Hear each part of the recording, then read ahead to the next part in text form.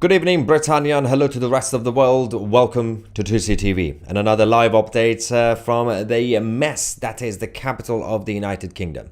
Another day and another mayhem.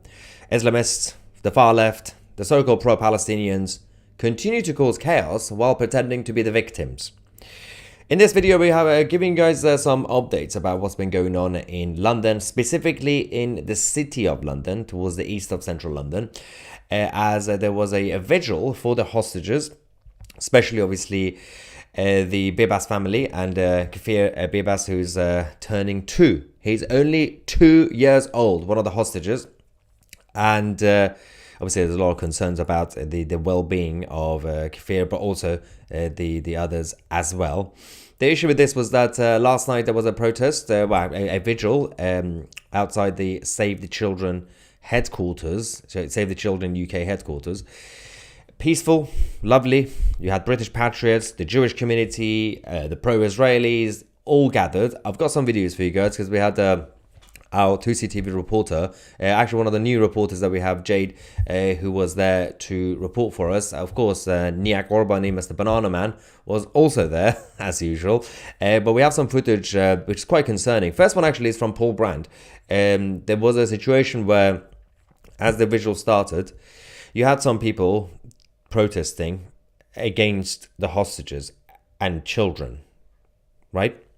These are the pro-Palestinian side. They do that all the time. But one of them decided to charge at the crowd, cross the security and run towards the crowd and attack them while chanting Free Palestine. This is the first video, and then we're going to show you the longer version. And of course, we have some clips and reports from Niak as well. Let's go.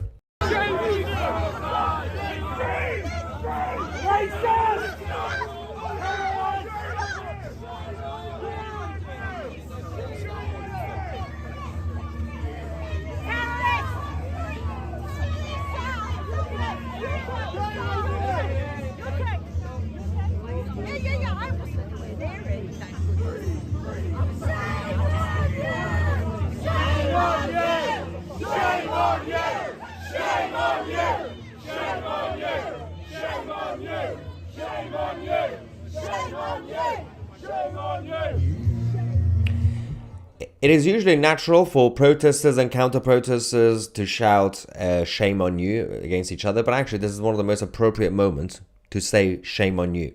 You got a peaceful vigil for hostages, especially Kafir Bibas, who is obviously only 2 years old, becoming 2, a baby, and you got those guys, the Islamists, not just protesting against it, getting violent. That's the problem that we have. The police came, and we got the next clip, which is the longer version, what happened afterwards, which I'm going to show you now, by our reporter Jade. It shows exactly the mess we had to deal with. Luckily, there was a lot of police officers that came to do this, and the security at the event also supported this. And then we're going to go to what Niak has also reported.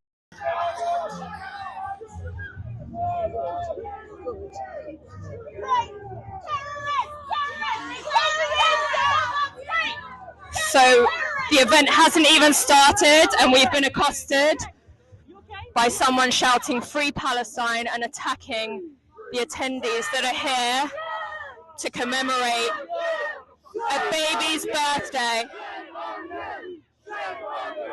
Shame on you! Shame on you! Shame on you! Shame on you, Nazi! Celebrate the Palestinian Christmas.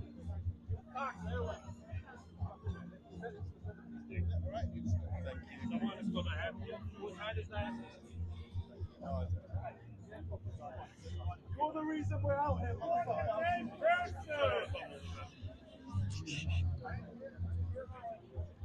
Everyone, hello. We would like to start our event. Please come in front of the stage.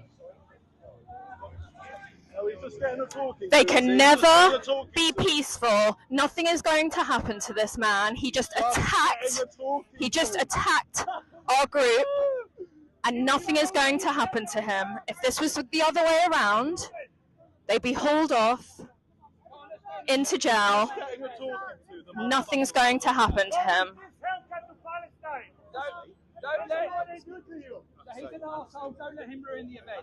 What's this got to do with a baby who's being held hostage in the tunnels of Gaza by Hamas terrorists? Thank you. Appreciate your input. Cheers. Take care. Guys, it's really important you look at the screen. So everyone Can you see how they're handling this?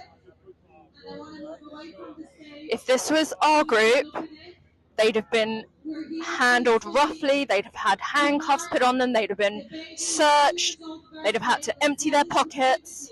Nothing is going to happen to this thug. We're here in peace and we're asking everyone's respect.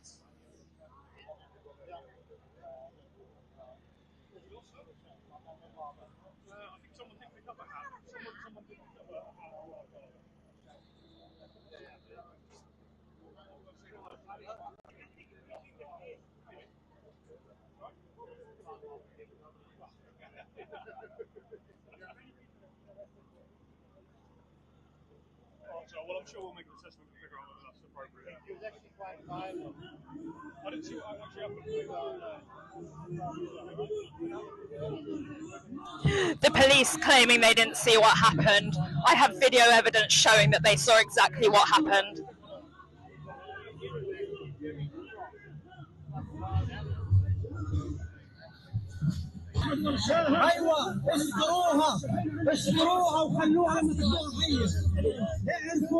This is the moment Kafir was taken hostage with his mother Shiri and his brother Ariel on the 7th of October. And this is being shown outside the offices of Save the Children, who have done absolutely nothing for the Israeli children who were taken hostage, and the families of those murdered and kidnapped on the 7th of October.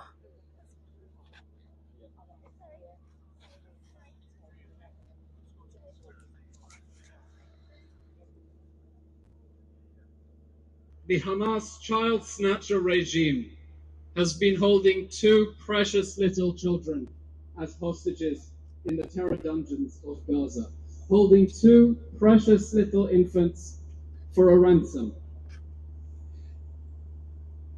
And they've done that as those who claim to care for the children of the world have failed to shed even a crocodile tear for the humanity of Israeli children.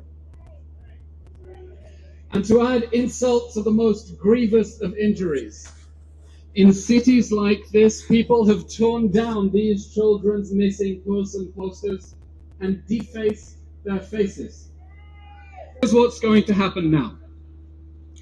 If the first stage of the hostage release deal goes ahead, and that's a big if, the Hamas terror regime is going to try to renege on the rest of it. The Hamas terror regime does not want to release all of the hostages. The Hamas terror regime is going to try to torture the conscience of the world and force a full Israeli withdrawal while leaving hostages inside Gaza, while leaving the fathers and brothers inside Gaza so it can keep them as insurance. Because Hamas is a jihadi death cult and terrorists don't honor their word.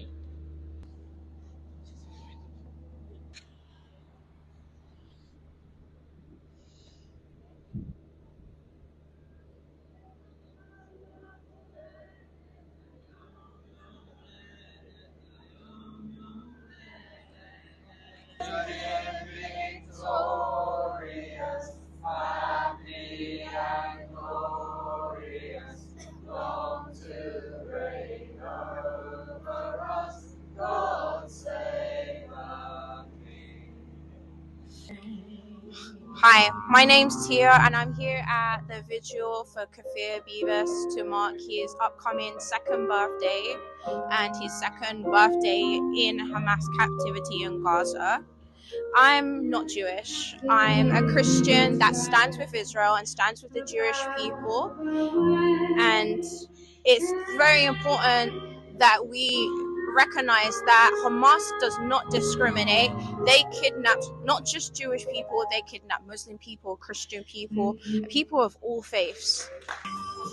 My name is Margarita. I'm Greek Orthodox, but I have been on the side of Israel since I was a little girl, because for many reasons, religiously reasons and ethical reasons.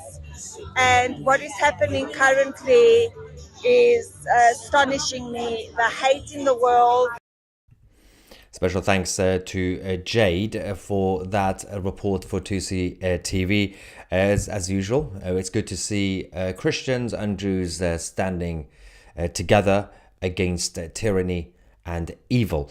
The report continues because we actually don't know exactly what happened to that guy after he attacked the crowd, the vigil, peaceful vigil, outside the Save the Children UK headquarters, which, by the way, the organisation Save the Children UK nonsense.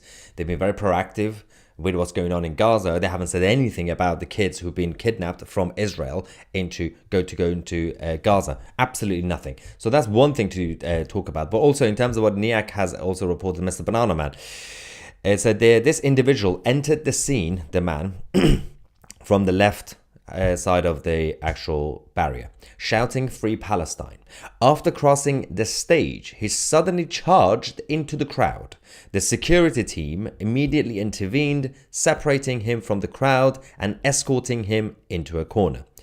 And then, of course, there is another video that NIAC has for us now, showing somebody else also wearing a keffiyeh among the crowd who wasn't actually confronted at all, because he didn't try to scare people or cause any disruption. Now imagine, this is what NIAC says, now imagine if an Israeli holding an Israeli flag stood amongst Hamas supporters, there is no doubt that they would respond with violence and harassment against anyone standing like that. They're absolutely spot on. Let's go to the video. There's a guy just standing there. He's not causing any disruption. You know, it's fine. It's allowed, you know, to stand there, counter protest, right? That's fine. But the other side don't see it that way. If you go there with an Israeli flag or the British flag, oh yeah, the Union flag in Britain, not only the protesters, obviously the Islamists will kick off, the police will arrest you for being there. It happened many times. Let's go to NIAC's report. Of the humanity we must fight for. He is not just a victim of Hamas barbarity. He is a symbol of the innocence that is trampled when we allow terror to reign unchecked. Today, as we stand outside the Save the Children office, we could stand outside of any humanitarian office, really. We could stand outside the Red Cross as well. All of those humanitarian organizations that have failed us. We're sending a clear message. Right now, Kfir's return from Gaza is beginning to take shape with the agreed deal, but every moment stolen from Kfir is a moment his family will never get back. And it doesn't matter if you think that this deal is good or not. What matters is that we have a chance to bring Kfir home, and we can't afford to miss it. Because no child should be forced to spend their happiest milestones in the darkness of captivity. This deal is not complete until we see their safe return of Kfir and every hostage from Gaza to their return in Israel. We are praying for their safety, for their healing and rehabilitation.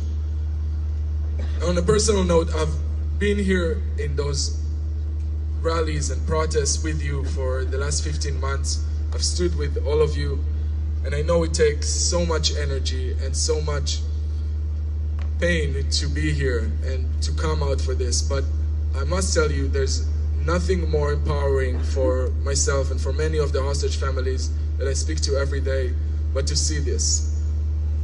We are reminding the world that the hostages that are held in Gaza are innocent, that they should not have been stolen, that there's a baby in captivity, a baby, while people call him prisoner.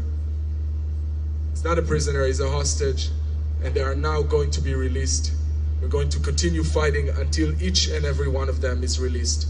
Because this is not a message for Hamas that they can do whatever they want. We're not sending this message. We're sending the message to every Israeli, to every Jew around the world, that we will not stop when the unimaginable happened to them, to do everything in our power to bring them home. Bring them home. Bring them home. Bring them home. Bring them home. Bring them home. Bring them home. Bring them home. Bring them home. Bring them home. Thank you for being here, for joining us today. I'm going to invite Ilana Lorraine, our singer. It's still there. So it's okay, you know, it's a free country, but there's double standards. If you go to their protest with a Union flag or Israeli flag, you'll be in massive trouble. We also have the second report from Niak Gorbani as well, from the actual Vigil. Let's go to that one, and then we also have a report from CP Reports as well. We have a voice report, which I'm going to put on as well, in terms of what's going on with the Palestinian protest, because despite the ceasefire, they're still going to continue, by the way. Let's go. Happy birthday to you.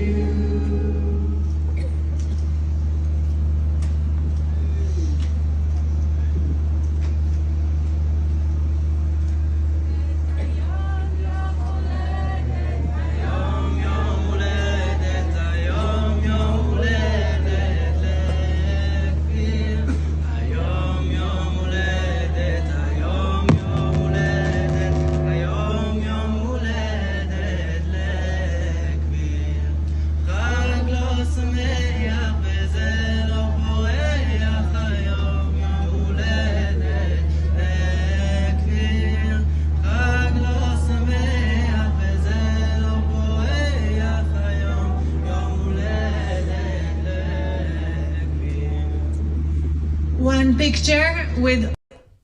As we said, a big thank you to both Jade and Niak for the reports.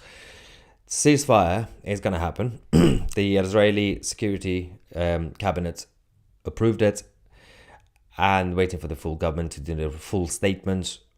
Despite that, the far left and Islamists in London will continue their protest. I'm not really sure what they're protesting about now, because on the one hand they say this is a victory. On the other hand they say there's genocide. I'm not really sure which one is true. You're going to have genocide and victory at the same time. Now, as I said, in terms of what's going to happen with the Palestinian protest, there's been a bit of a clash between the police and the organizers in terms of the route, because they wanted to go through the BBC headquarters and that area in central London, which is near a synagogue, and they've done it so many times where they intimidate the Jews outside a synagogue. So the police usually tend to move them sometimes. There's been some debate around it. We have the latest from CP Reports, a voice report. Let's quickly go to CP Reports. So basically, the Met Police has stopped the protesters tomorrow marching. They have to do a static protest / rally in Whitehall tomorrow, and there is going to be no march at all. If there is a march, if they do decide to march, they will be arrested by the Met Police. So yes, the latest we have, thank you to CP Report for this, is that the march will be static. So let's see if they will actually listen and follow the order or not. All this will be ongoing. This problem is now a virus that's been infecting the Western world, especially in capital cities like Paris, like London, and many other places. While we're here, let's get some reaction from you guys. Super chat from Ivan, thank you again, saying the police do nothing, like rabbits in headlights. Could say so much about that. I think there's a lot of reaction in the live chat about the situation with the police. Yeah, there we go. Estidor says if that baby was there, the police would probably arrest it for instigation. Prayers for those families. Yep. And Nina says, as a British-born Greek, I stand by Israel all the way. Disgusted by the police. These people will never have peace. Think about those in Gaza. And we've seen how many of them have been brainwashed. We showed you a video earlier and yesterday. Women coming out to say, we are proud of what happened on the 7th of October. We will do it again. The leadership of Gaza still came out yesterday to say we will do it again. How can you negotiate with these guys? They don't want peace. Let's go to some non-super chats. As Steven says, I bet the police love of this overtime they are earning. Oh, yes. Still get paid anyway. And Deborah says, they arrested Niak, Mr. Banana Man, for just filming. But this evil victim blamer is just talked to. Two-tier police. Yeah, it was very civilized the way they handled this so-called protester who decided to charge at the crowd. Yeah, just having a nice conversation with him. They didn't drag him to the police van. It's interesting. They are very selective when it comes to what they see and what they hear, right? They were very... they're always on top of it when it's the other side. They always say... oh, well, the British patriots are out, or the Jews are out. So we have to get the police horses out. They'll get the batons out. So we'll probably bring out their pepper sprays if Tommy Robinson has breakfast in London in the morning. Yeah, get them out. But when it comes to the other side, somehow they're kind of selective. Like, oh, we missed that. Oh, there's no evidence. Oh, like, send us a report and complain. We'll come back to you guys in about 55 years. The establishment is anti-white British, and this is what happens when you have a commie leader. Yep. And Stephen says, I think the police officers look quite ashamed, having to justify Starmer and Sadiq Khan's agenda. How embarrassing defending terrorist supporters. It's extremely embarrassing.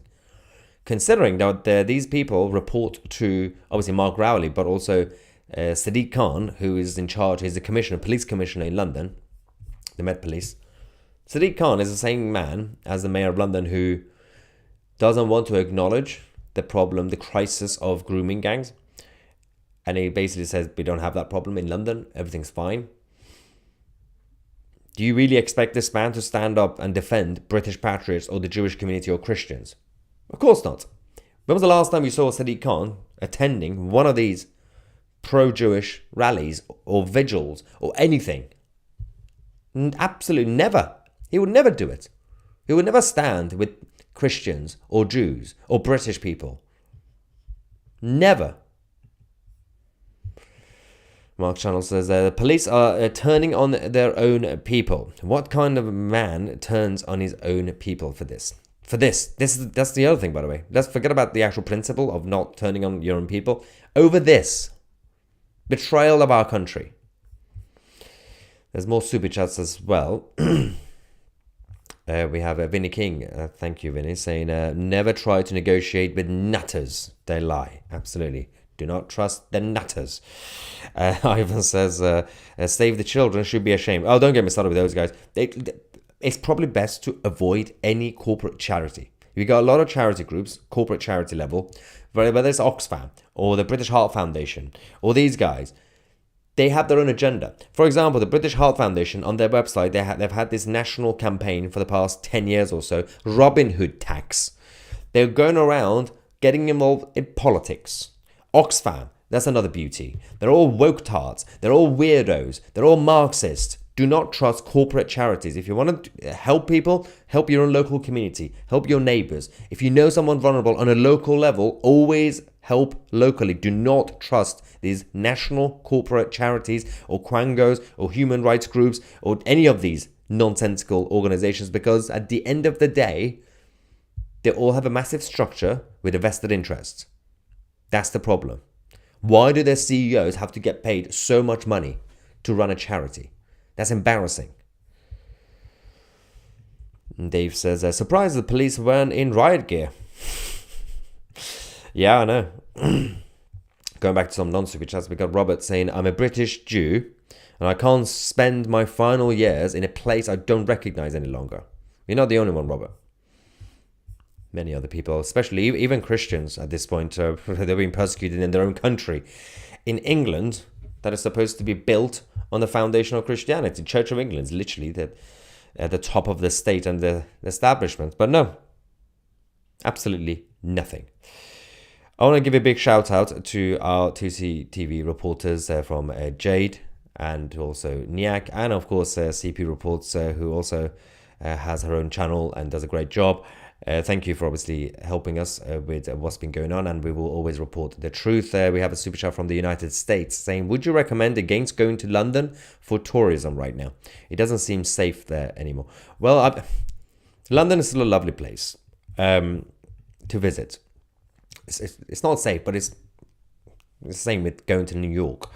If you stick to Zone 1, Central London, and try not to hang around Saturdays when the Palestinian side are out, it should be all right. But Yeah, definitely still visit the UK because it's still a lovely place. But there are other places than London.